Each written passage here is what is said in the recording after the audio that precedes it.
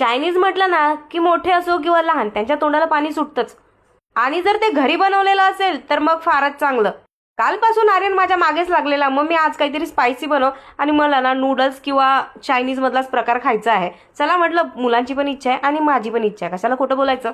जेवढी मला खायची आवड आहे ना त्यापेक्षा दुप्पट आवड आहे ती म्हणजे बनवायची. तर मग काय झाली ते सुरुवात. ट्रिपल राईससाठी सर्वात महत्वाचं असतं तर ते म्हणजे तांदूळ. तरी ते मी बिर्याणीचा तांदूळ घेतलाय, तो अर्धा तास भिजत ठेवलाय. तांदूळ भिजतोय तोपर्यंत मी कटिंग वगैरे करून घेते, त्यासोबतच सूप ह्याची पण तयारी करून घेते. काही लोकांना काय वाटतं ना की चायनीज हा खूपच अवघड पदार्थ आहे, पण खरं सांगू का त्यापेक्षा सोपी पदार्थ कोणताच नाही. तर चिकनाचे छोटे छोटे तुकडे करून त्यामध्ये मी लाल मिरची पावडर, हळद, तिखट, मीठ आणि त्यासोबतच आलं लसणाची पेस्ट टाकली. ते बाजूला जरा मॅरिनेट होण्यासाठी ठेवलंय. घर सोडून बिट्टू एक्सरसाइज करत आहे, ते म्हणजे किचन मध्ये.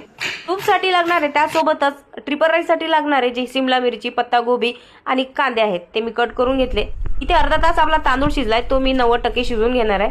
कॉर्नफ्लॉवर टाकून मी मस्तपैकी त्याचा बेस तयार केला आणि असे फ्राय करून घेतले चिकनचे पीस. आता इथे तयारी सुरू आहे ती म्हणजे सूपची. हे करत होती काम तर जाऊबाईला म्हटलं आता तुम्ही आज चिकनच्या रश्याची भाजीच बनवून घ्या. त्यांनी हो म्हटलं.